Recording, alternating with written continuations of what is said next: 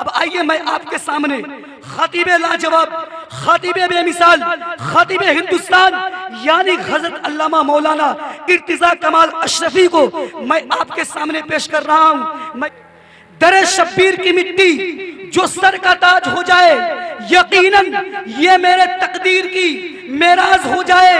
और अगर खैरात देना बंद कर दे ये करबला वाले तो दुनिया दाने दाने के लिए मोहताज हो जाए। मगर बात उस हुसैन पाक की करने आया हूं कि जिनके जिक्र को सुनने के बाद पत्थर भी पिघलने लगता है, जिनकी शहादत के बाद मस्जिद अक्सा के अतराफ में काम करने वाले मजदूर जब पत्थर उठा रहे थे तो पत्थर के नीचे से ताजा ताजा खून निकल रहा था।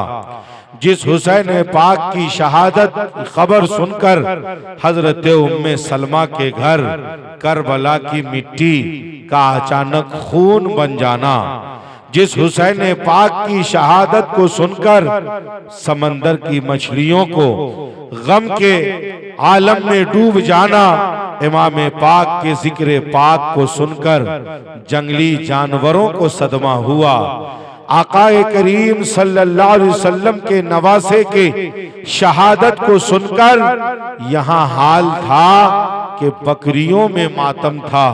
और वो मातम कैसा था? अरब के एक कबीले की बकरियां अचानक उस दिन दाना पानी घास सब खाना बंद कर देती है। बाद में उन्हें मालूम चला कि जिस दिन ऐसा हुआ था वही दिन इमाम हुसैन की शहादत का दिन था। जिस दिन इमाम पाक की शहादत हुई, इमाम जलालुद्दीन सुयूती रहमतुल्लाह ताला अलैह फरमाते हैं कि आसमान पे आप जो शफक देखते हैं, यानी आसमान पे जो लाली देखते हैं, कभी कभी देखते होंगे कि आसमान खून की तरह लाल हो जाता है। इमाम जलालुद्दीन सुयूती फरमाते हैं कि आसमान को ये लाल होने की आदत पहले नहीं थी, मगर मैदाने करबला में जब इमाम पाक की शहादत हुई तो वो लाली आई। आज तक आसमान गमगीन हो जाता है, आज भी आसमान गमों से चूर हो जाता है। हम अगर गमे हुसैन में जिक्र हुसैन सुनकर यादे हुसैन में अगर हमारे और आपके आंखों से आंसू के चंद कतरात गिर गए तो कोई ताज्जुब की बात नहीं है। हक तो ये है नबी ये पाक के आंखों से आंसू के कतरात टपके हैं। हजरात मोहतरम, मैं गुजारिश करूंगा जिनके जिक्र को सुनाने आया हूं, वो जिक्र इतनी शानदार है, हर साल सुनाया जाता है, मगर ऐसा लगता है कि करबला में ये सारा वाकया 1385 साल पहले नहीं बल्कि कल परसों में नमूदार हुआ। ऐसा लगता है ये सब करबला में अभी हफ्ते 10 दिन पहले हुआ है। इंसान के अंदर एक नई ताजगी पैदा हो जाती है। मुसलमानों का हिजरी कैलेंडर जब खत्म होता है, आखिरी महीना आता है, तो सारे मुसलमान 1 तारीख से लेकर 10 तारीख तक कुर्बानी करने के लिए तैयार रहते हैं कि हमें कुर्बानी करना। और जब इस्लामी कैलेंडर का पहला महीना आता है तो सारे मुसलमान परेशान रहते हैं कि हमें इमाम हुसैन की कुर्बानी को याद करना, और उनकी कुर्बानी को याद करके इंसान के अंदर फिर कुर्बानी का जज्बा आता है। और वो कुर्बानी माल की कुर्बानी करके इंसान भूखे को खाना खिलाकर, प्यासे को पानी पिलाकर और जरूरतमंदों की जरूरतों को पूरी करके इमाम हुसैन की बारगाह में खिराज अकीदत पेश करता है। इत्मीनान और सुकून के साथ तशरीफ रखें। मैं आपसे ये पूछना चाहता हूँ कि कहाँ से शुरू करूँ। पहले खाका मुझसे सुन लीजिए, उसके बाद आप जहां से कहिएगा मैं वहीं से शुरू कर दूंगा। जोरदार आवाज में एक मर्तबा कहिए या हुसैन, और जोर से कहिए या हुसैन, और जोर से कहिए या हुसैन। खुतबे मसनूना के बाद कुरान मुकद्दसा की बड़ी मशहूर व मारूफ एक आयत पाक की हमने तिलावत की है। अल्लाह पाक का इरशाद पाक है, इन्न दीन इंदल्लाहिल इस्लाम, बेशक अल्लाह के नजदीक दीन इस्लाम है। जिस दीन इस्लाम की तरवीज व अशात के लिए आकाए करीम सल्लल्लाहु अलैहि वसल्लम ने अल्लाह रब्बुल इज्जत के हुक्म से जबले अबू कुबैस से ऐलान नबूवत फरमाया। मक्का के हालात बड़े नाजुक हुए, अल्लाह पाक का हुक्म हुआ, मेरे महबूब हिजरत फरमाकर आप मक्का से मदीना तशरीफ लाए। आकाए करीम मदीना तशरीफ लाए। हिजरत का पहला साल बहुत शानदार तरीके से गुजरा। हिजरत का दूसरा साल कुफारे मक्का ने अटैक करने की कोशिश की, मगर वो नाकाम हो गए। 313 मुसलमानों ने मजहब इस्लाम के परचम को बुलंदो बाला कर दिया। आकाए करीम सल्लल्लाहु अलैहि वसल्लम मदीना मुनव्वरा में है। हिजरत का पहला साल, हिजरत का दूसरा साल, तीसरा साल, हिजरत का तीसरा साल आया। उसी साल में नबी मुअज्जम के प्यारे नवासा हजरत इमाम हसन तशरीफ लाते हैं दुनिया में। हिजरत का चौथा साल 5 शाबानुल मुअज्जम 4 हिजरी इमाम हुसैन दुनिया में तशरीफ लाए। इमाम हुसैन की पैदाइश 4 हिजरी में हो रही है। 5 हिजरी, 6, 7, 8, 9, 10 हिजरी खत्म है। 11वीं हिजरी जारी है। 11वीं हिजरी के रबीउल अव्वल का महीना आया है। उसी महीने में आकाए करीम सल्लल्लाहु अलैहि वसल्लम की तबीयत नासाज है। मुस्तफा जाने रहमत मुसल्लह इमामत पर हजरत अबू बकर सिद्दीक को मस्जिद नबवी शरीफ में मुसल्लह इमामत पर भेज रहे हैं। आकाए करीम का विसाल 11 हिजरी में हो जाता है। जब नाना जान का विसाल हुआ तो इमाम हुसैन की उम्र 7 साल से कुछ ज्यादा थी, मगर 8वें साल की शुरुआत है। 7 साल इमाम हुसैन की उम्र है। नाना जान का इंतकाल पुरमलाल है। मुस्तफा जाने रहमत का विसाल होना अभी 6 महीने मुकम्मल हुए थे। रबीउल अव्वल में नबी मुअज्जम पर्दा फरमाए और रमजानुल मुबारक में हजरत खातून जन्नत फातिमतुज ज़हरा का विसाल हो जाता है। अभी इमाम हुसैन 8 साल के हैं। अम्मी जान का इंतकाल हो गया। नाना जान जो बेपनाह मोहब्बत करते हैं, वो ऐसी मोहब्बत कि हुसैन पाक अगर रोने लगे तो मेरे आका फरमाते हैं, फातिमा हुसैन को मत रुलाया करो, उसके रोने से मुझे तकलीफ होती है। उनके रोने से मुझे उसके रोने से मुझे तकलीफ होती है। वो नाना चले जाते हैं। उस नाना के विसाल के बाद माँ की ममता अपने सर से, इनके सर से आंचल, माँ का आंचल उठ जाता है। माँ इंतकाल कर जाती हैं। आकाए करीम सल्लल्लाहु अलैहि वसल्लम के नवासे इमाम हुसैन अब न नाना है मदीने में, न वालदा है मदीने में, बस दोनों की बारगाहें हैं मदीने में, दोनों का आस्ताना है मदीने में। इस तरह से 11 हिजरी में आकाए करीम का इधर विसाल हुआ है, उधर अंसारो मुहाजिरीन इकट्ठा हैं कि किसी को अमीर बनाया जाए। हजरत सिद्दीक अकबर वहां पहुंचे और पहुंचने के बाद लोगों के हालात को देखा कि अगर किसी को अमीर न बनाया जाए तो मुसलमानों के आपस में लड़ जाने का अंदेशा है। हजरत उमर फारूक ने कहा, मेरी राय है कि मुस्तफा जाने रहमत ने जिसे मुसल्लह इमामत पे बढ़ाया है और जो नबी ये पाक के यारे गार हैं, जो सबसे पहले मुसलमान हैं, हजरत अबू बकर सिद्दीक जिनका नाम है, उन्हीं के हाथ पे हम लोग बैत कर लेते हैं और उन्हें इस्लाम का पहला खलीफा बना लेते हैं।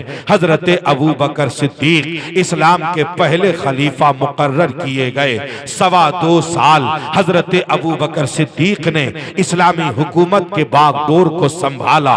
मजहब इस्लाम की बड़ी तरक्की हुई। हुई। कुछ लोगों ने कहा हम ज़कात न देंगे, तो सिद्दीक़ अकबर ने कहा मुस्तफ़ा जाने रहमत ने जो तरीका हमें दिया है उस तरीके पे हर हाल पे अमल करना होगा, वरना जंग की नौबत आएगी तो हम जंग भी करेंगे। कुल मिलाकर 2.25 साल के बाद जब हजरत अबू बकर सिद्दीक की तबीयत नासाज हुई, आप इंतकाल फरमाने वाले हैं, उनसे पहले आपने हजरत उमर के लिए लोगों से इत्तफाक राय ये मशवरा किया और सबके इत्तफाक से ये ऐलान कर दिया कि मेरे बाद इस्लाम का खलीफा हजरत उमर फारूक होंगे। लिहाजा 13 हिजरी में हजरत अबू बकर सिद्दीक इंतकाल फरमा गए। उनके बाद हजरत उमर फारूक ने चलो बैठो,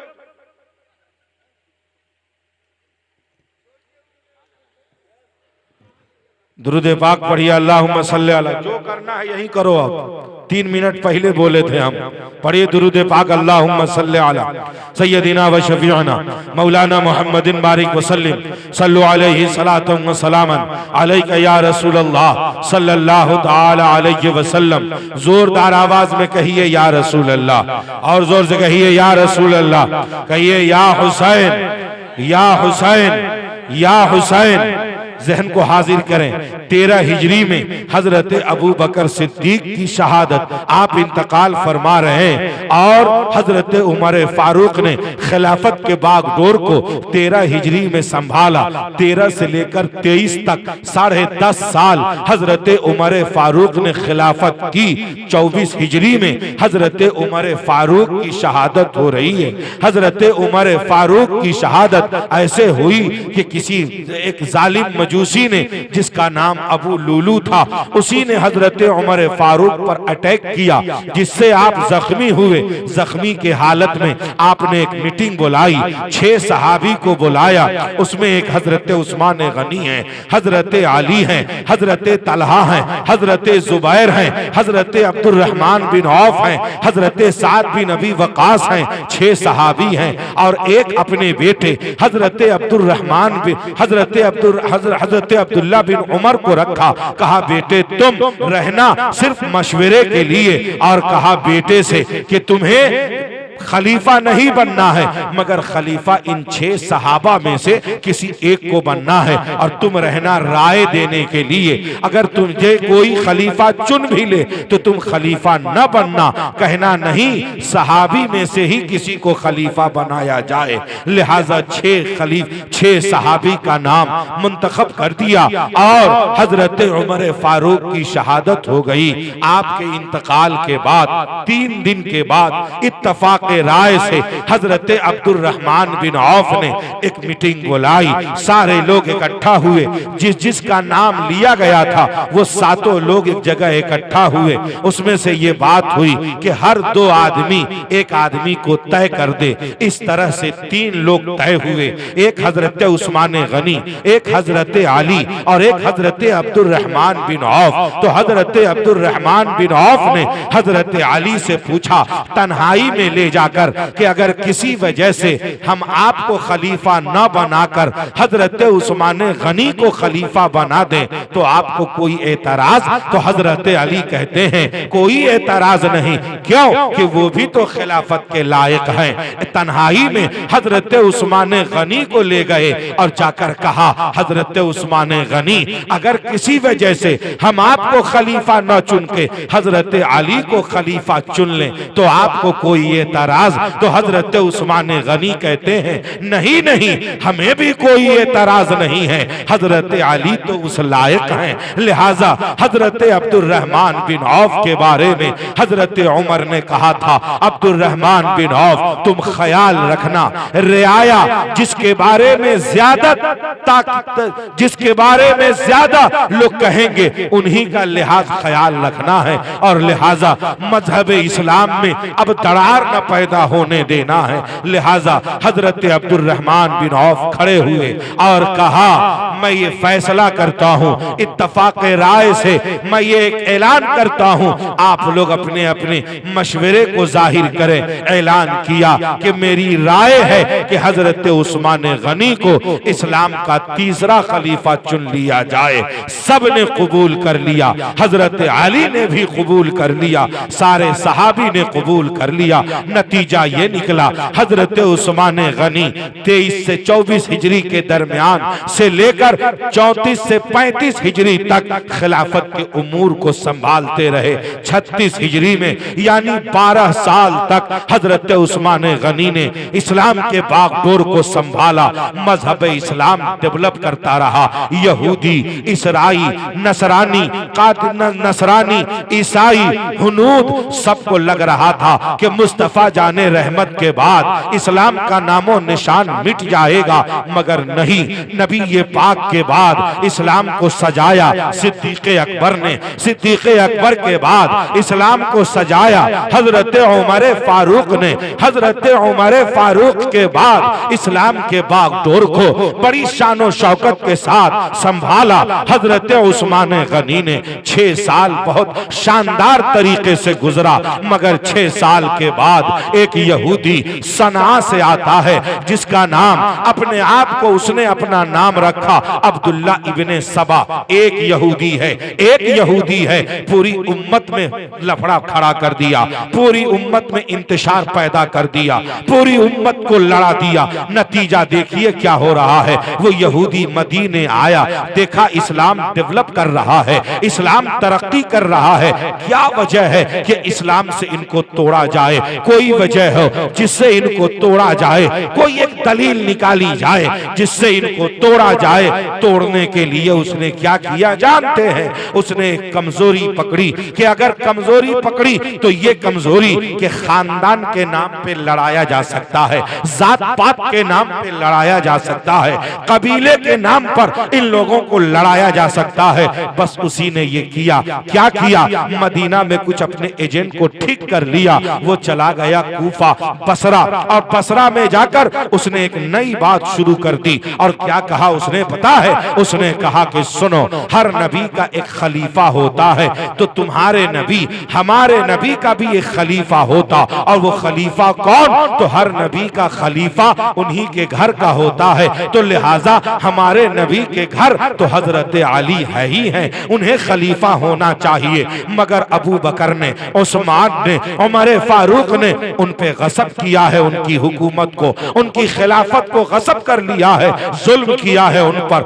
हजरत अली को खलीफा न बनने दिया, सिद्दीक़ अकबर ने न बनने दिया, उमर फारूक ने न बनने दिया, अब उस्मान गनी को बना दिया। हम लोग ऐसा करेंगे, आवाज उठाएंगे कि हजरत उस्मान को खलीफा से हटाएंगे या उनको कत्ल कर देंगे और हजरत अली को खलीफा बना देंगे, क्योंकि वो कुरैश से हैं, क्योंकि वो बनु हाशिम से हैं, और उस्मान गनी तो बनु उमैया के हैं, वो बनु उमैया कबीला के हैं, और हजरत अली कुरैश के हैं, हजरत अली बनु हाशिम के हैं। लिहाजा हम बनु हाशिम से ही खलीफा लेंगे। हजरत अली को खलीफा बनाना है और उस्मान गनी को कत्ल कर देना है। ये पहला फितना था। अब्दुल्ला इब्ने सबा नाम रखा इसने अपना, मगर ये यहूदी बसरा में कुछ एजेंट को खड़ा कर लिया, चला गया कूफा, वहां भी ये बात को रखा, कुछ एजेंट को वहां खड़ा किया, बसरा, कूफा, अब ये चला गया दमिश्क, शाम,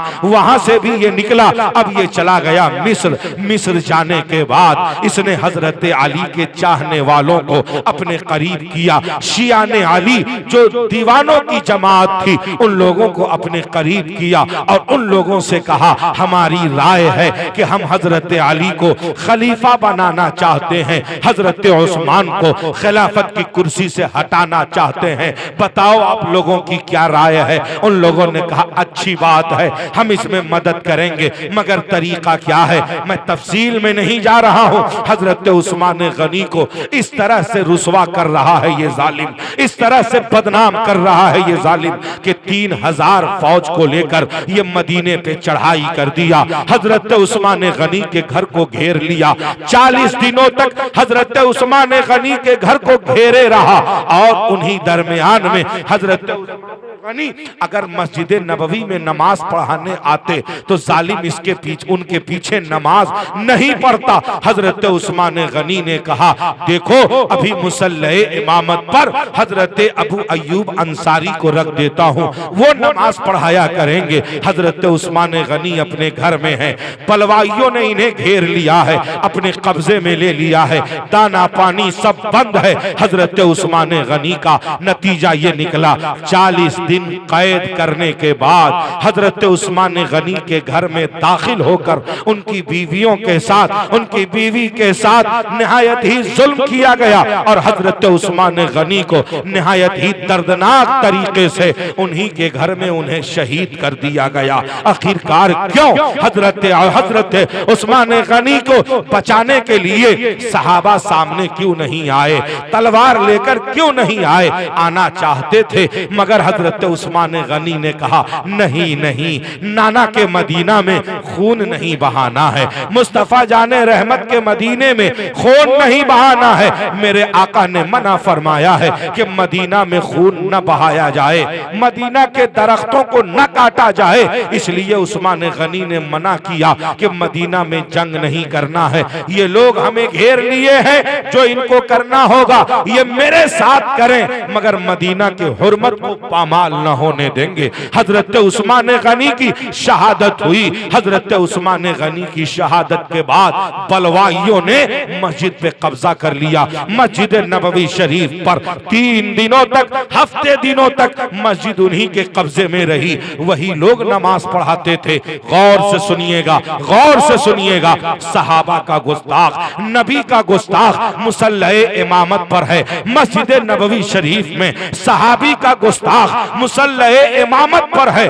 कोई सहाबी मस्जिद नबवी में नमाज पढ़ने नहीं आ रहे हैं, कोई सहाबी मस्जिद में, मस्जिद नबवी है, मस्जिद नबवी है, सहाबी का गुस्ताख अगर मुसल्ले इमामत पर हो तो उसके पीछे नमाज ना पढ़ना, ये सहाबी का तरीका है। सहाबी का गुस्ताख, नबी का गुस्ताख अगर मुसल्ले इमामत पर हो तो उनके पीछे नमाज न पढ़ना, ये सहाबी का तरीका है। फिर उनको मुसल्ले से हटाकर उस मस्जिद में अपनी इमामत करना, ये हजरत अली का तरीका है। हजरत मोहतरम या रसूल अल्लाह, अल्लाहु अकबर। ज़हन को हाजिर करें आप, ये अब्दुल्ला इब्ने सबा जिसने जैसे ही हजरत अली, हजरत उस्मान गनी को कत्ल करा,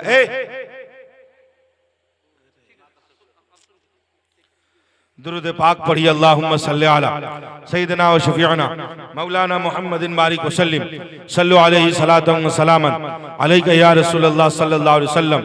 अगर वो आ जाए तो आने दीजिए, अकेले में कहीं पे बैठ जाने दीजिए, क्या दिक्कत है?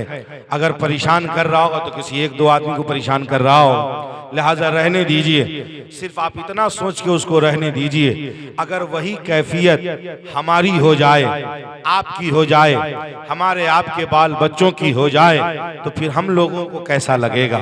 लिहाजा वो खुद से नहीं हो गया है, वो अपनी मर्जी से नहीं हो गया है। लिहाजा इस तरह के जो इंसान हो उनकी इज्जत करनी चाहिए, उनसे सबक लेना चाहिए, उस पर थोड़ा सा नॉर्मल होना चाहिए। लिहाजा हाँ, अगर वो नशे में है तब आप उनको अलग रखिए, और अगर जहनी तौर पर उसी हाल में है तब तो उसको रहने दीजिए। क्यों कि जिक्र इमाम हुसैन का जिक्र है, हो न हो कुछ बात उसे समझ में आती होगी। जोरदार आवाज में एक मर्तबा कहिए या रसूल अल्लाह, और जोर से कहिए या रसूल अल्लाह। देखिए यहीं से बुनियाद पड़ रही है, ये फितने की बुनियाद है।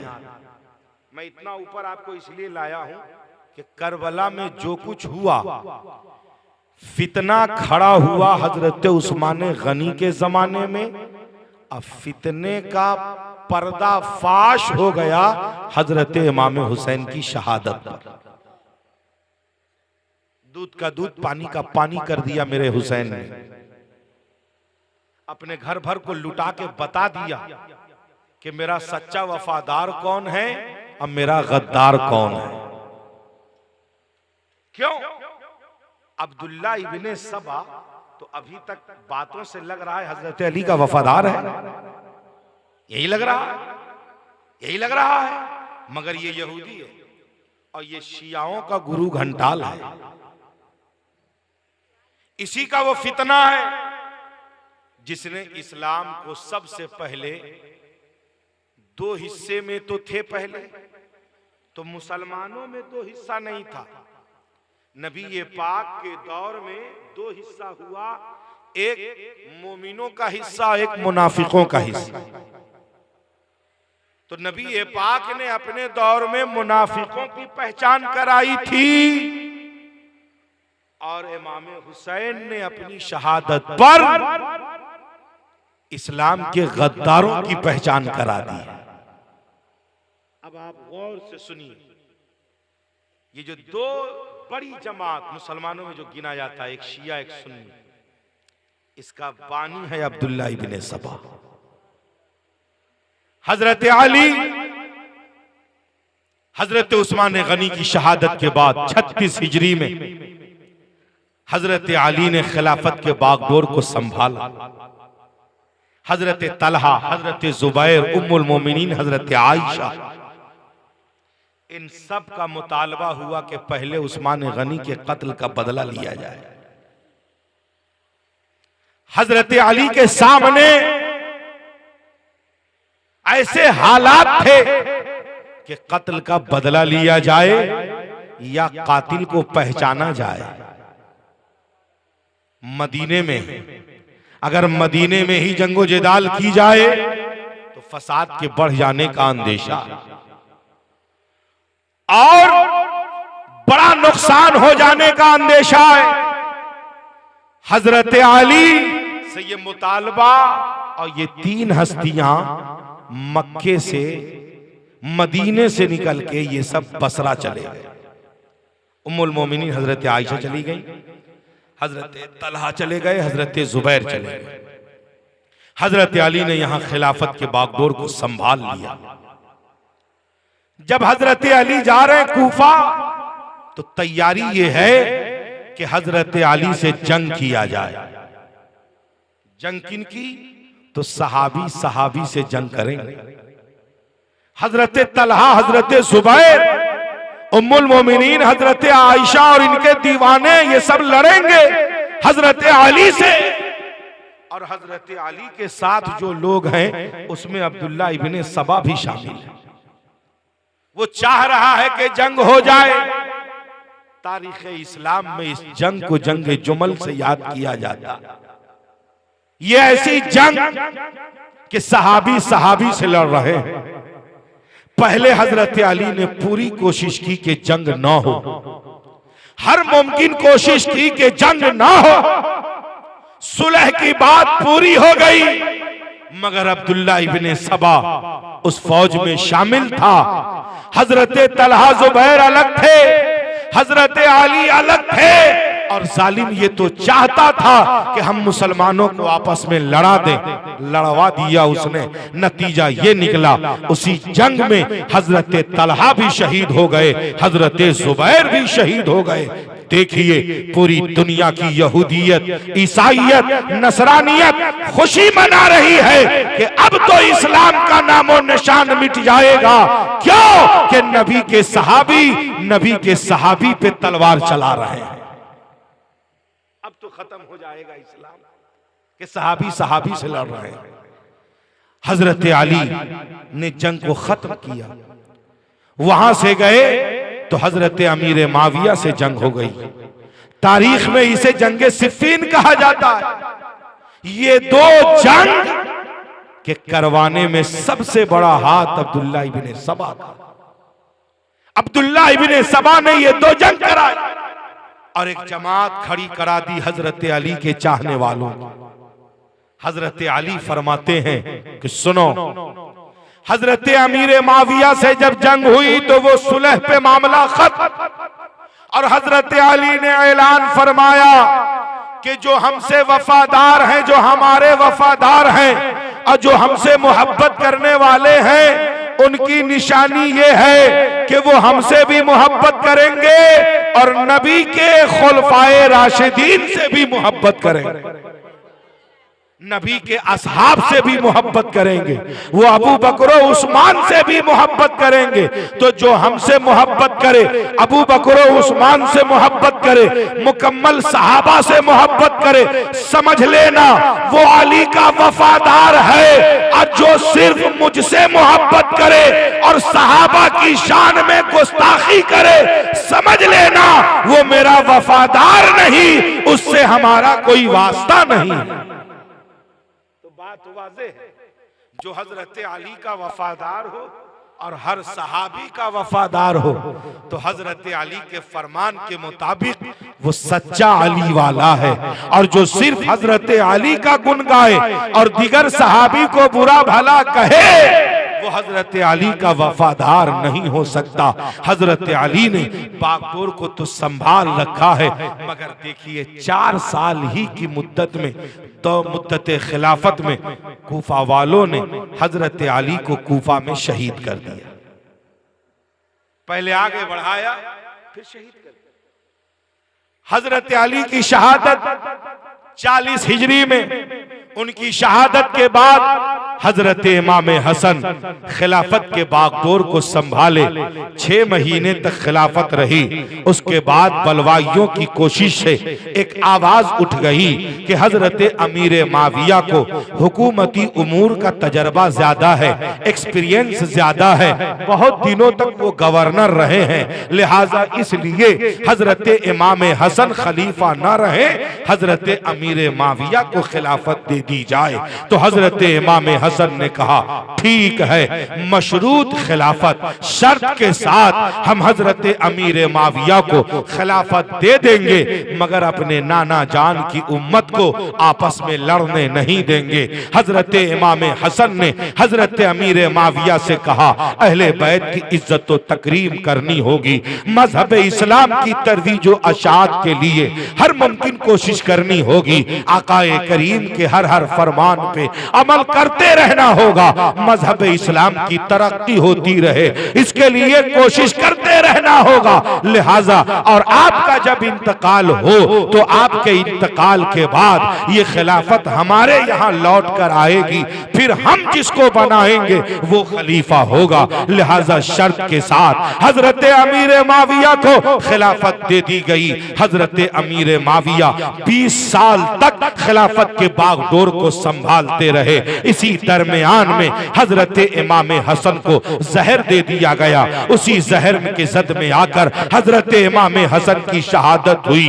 गोद में इमाम हुसैन के सर, इमाम हुसैन के गोद में इमाम हसन का सर है। इमाम हुसैन ने पूछा भाईजान इतना तो बताइए जहर आपको किसने दिया है, अगर किसी पर शक भी है तो उसका नाम बताइए। इमाम हसन कहते हैं जिस पर शक है अल्लाह उसका फैसला करेगा, मगर सुनो भाई मेरा खैम में, सुनो भाई मेरे खून का बदला मत लेना, सब्र करना, सब्र करना। इमाम हसन की शहादत हो गई। इमाम हसन की शहादत दरमियान में हो गई। अब देखिए हजरत अमीर माविया खलीफा हैं। हजरत अमीर माविया के दौर में जंगे कुस्तुनतुनिया, जो काफिला कुस्तुनतुनिया के लिए रवाना किया गया, आज के कुछ बदअकीदे, आज के कुछ लोग ये भी कहते हैं कि कुस्तुनतुनिया के जंग में यजीद शामिल हुआ है, इसलिए यजीद जन्नती है। क्यों जन्नती है यजीद? कि मेरे आका ने फरमाया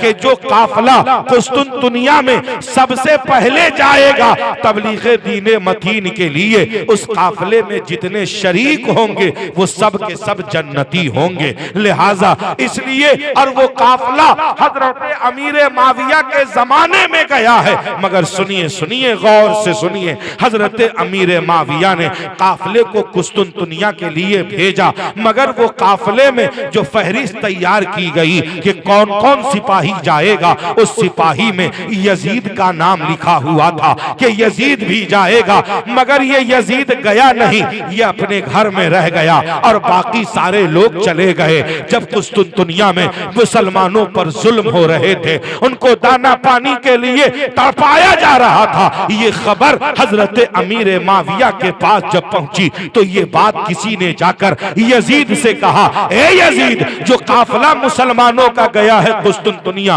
वो बहुत मुसीबत में है, बहुत परेशानियों में है। तो यजीद ने कहा, अच्छा है वो लोग परेशान हैं, हम न गए हमारे लिए बेहतरी है। यानी ये न जाकर खुशी का इजहार कर रहा है, और जो लोग गए हैं उनकी शान में बकवास कर रहा है। तो लोगों ने जाकर हजरत अमीर माविया से कहा, हजरत अमीर माविया, यजीद तो वहां गया नहीं है, और जो लोग गए हैं उनकी शान में वो बकवास कर रहा है। हजरत अमीर माविया ने बुलवाया और कहा यजीद से कि हमने तो तुझे कहा था जाने के लिए, मगर तू गया क्यों नहीं? चलो अभी जाओ, वहां जाओ, अभी अभी जाओ, वहां जाओ। अब बताइए आप, नबी ये पाक के फरमान के मुताबिक कि जो काफिला पहले कुस्तुनतुनिया में जाए उसमें सारे लोग जन्नती होंगे, तो यजीद पहले काफिले में शामिल हुआ? जोर से बोलिए, हुआ? नहीं हुआ। इसी को लेकर जाकिर नायक धक्का लगा रहा है कि यजीद जन्नत में चला जाए। बेटा अपने धक्का खा रहा है, खुद धक्का खा रहा है। इसी रवायत को लेकर फहरिस्त में नाम है, इनकार नहीं करते, इकरार करते, मगर यजीद गया नहीं। क्यों? कि जिसके माथे पर इमाम हुसैन के कत्ल का धब्बा लगा हो, वो जन्नती फहरिस्त में आ कैसे सकता? गया नहीं यजीद। बाद में हजरत अमीर माविया ने भेजा, तो ये तो तादीबी कार्रवाई हुई ना, ये तो सजा के तौर पे भेजा गया ना, इनाम तो ना मिलेगा, क्योंकि पहले जो काफिला गया उस काफिले में शामिल नहीं है, नाम फहरिस्त में है। तो क्या एडमिट कार्ड मिलने से रिजल्ट आ जाएगा? बोलिए बोलिए। अरे एडमिट कार्ड मिलने से रिजल्ट आ जाएगा? नहीं नहीं, अगर एडमिट कार्ड ले लिया, एक दो क्वेश्चन, एक दो एग्जाम दिया, एक दो दिन गया फिर न गया, क्या रिजल्ट आ जाएगा? नहीं। तो यजीद का नाम एग्जाम देने वालों के लिस्ट में था, मगर एग्जाम देने गया ही नहीं, तो जन्नती रिजल्ट में नाम कैसे आ जाए? मुहतरम, ज़हन को हाजिर करें, ज़हन को हाजिर करें। हजरत अमीर माविया के इंतकाल का वक्त जब करीब आया तो हजरत अमीर माविया ने यजीद को बुलाया और कहा, सुनो, तुम सबसे ज्यादा कदर हजरत इमाम हुसैन की करना, उनको इज्जत के साथ रखना, उनके मसनद के बगल में अपना मसनद न लगाना।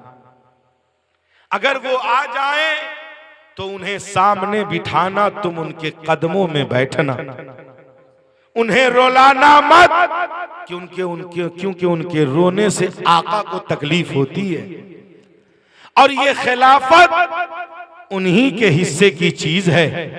अगर वो तुझे खिलाफत दे दे तो कबूल कर लेना, मगर उनसे बगावत न करना, उनकी इज्जत व तकरीम का ख्याल रखना। वसीयत कर दिया। और रज्जब के महीने में 60 हिजरी में हजरत अमीर माविया इंतकाल कर गए।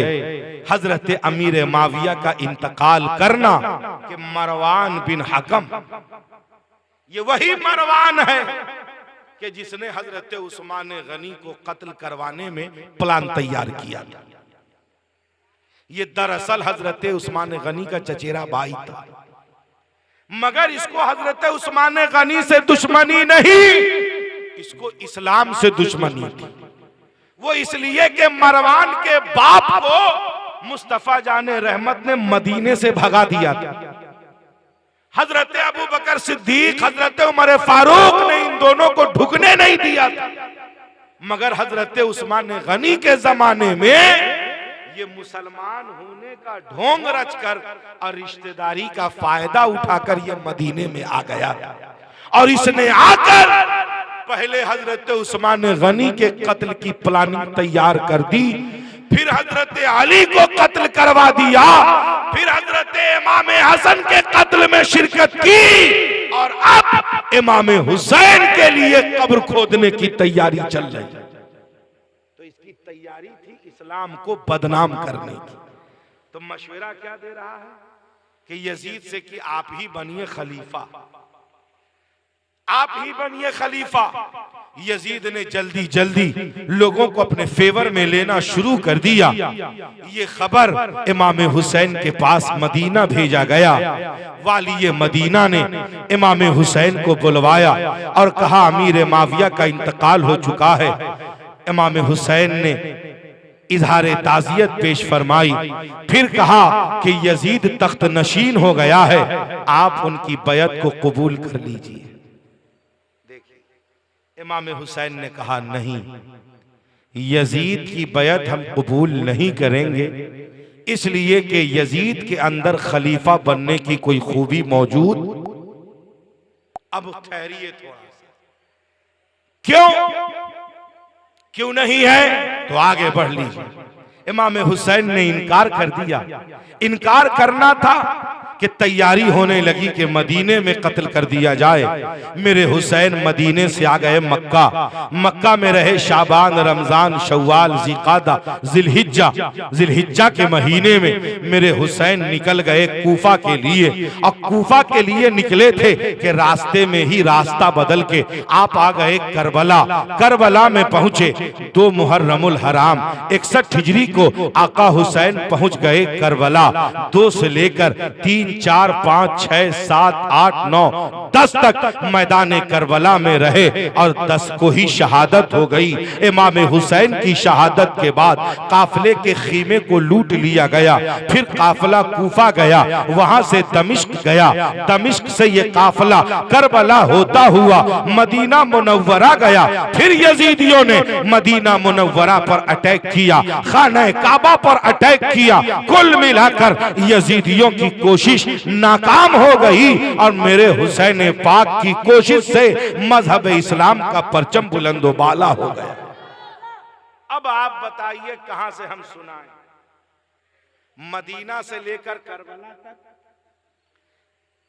एक बात, मदीना से लेकर मक्के तक, या मक्के से लेकर करबला तक, या फिर करबला में 2 मुहर्रम से लेकर 10 मुहर्रम तक, या बादे शहादते इमाम हुसैन 10 मुहर्रम से लेकर मदीना मुनव्वरा तक।